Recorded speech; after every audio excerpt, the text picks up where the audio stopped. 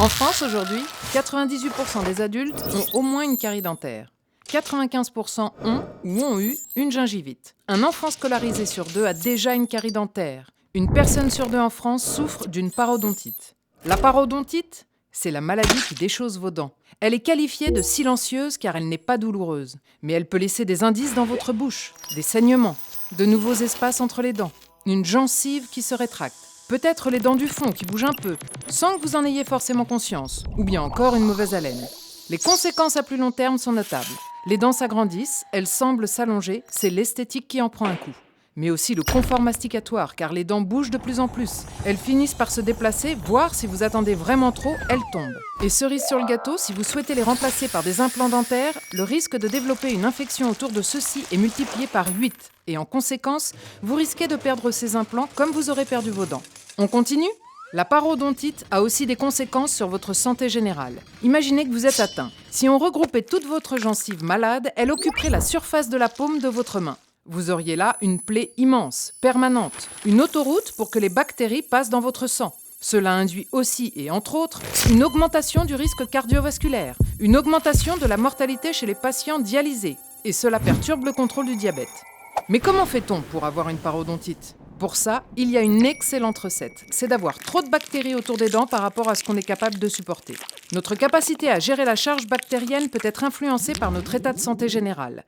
Tabagisme, diabète, surpoids, stress, fatigue, obésité. Par exemple, le tabac augmente jusqu'à 20 fois le risque de parodontite, tandis que le diabète l'augmente jusqu'à 8 fois. De l'autre côté de la balance, on a la charge bactérienne.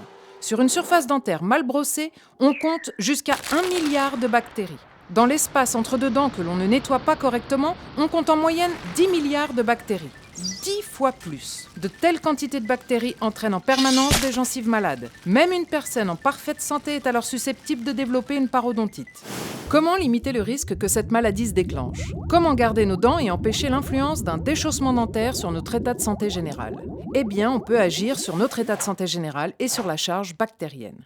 Pour réduire cette charge, on a tendance à aller, mais c'est une erreur, vers les traitements antibiotiques et les bains de bouche. C'est une erreur car au-delà d'une certaine masse bactérienne, celles-ci sont tellement bien organisées les unes avec les autres qu'elles parviennent à résister à ces traitements. Le moyen le plus efficace consiste chaque jour à désorganiser mécaniquement et efficacement ces bactéries. Attends, il suffirait de savoir se brosser efficacement les dents et les gencives ? Pas si simple. Suffit-il d'avoir une guitare pour monter un groupe de rock ? D'un maillot de bain pour savoir nager ? Bref, il ne suffit pas d'avoir une brosse à dents pour savoir se brosser les dents efficacement. Le brossage des dents, ça s'apprend. Mais ça ne s'apprend pas avec des flyers, des vidéos, sur Internet et encore moins avec ses parents. Le brossage, ça s'apprend avec votre dentiste. C'est votre dentiste qui pourra vous montrer comment bien nettoyer entre vos dents avec des brossettes. Il choisira les brossettes qui vous conviennent et surtout, vous montrera comment bien les utiliser. C'est votre dentiste qui pourra vous montrer comment bien utiliser votre brosse à dents en choisissant la meilleure technique pour vos dents, une technique adaptée à votre dextérité.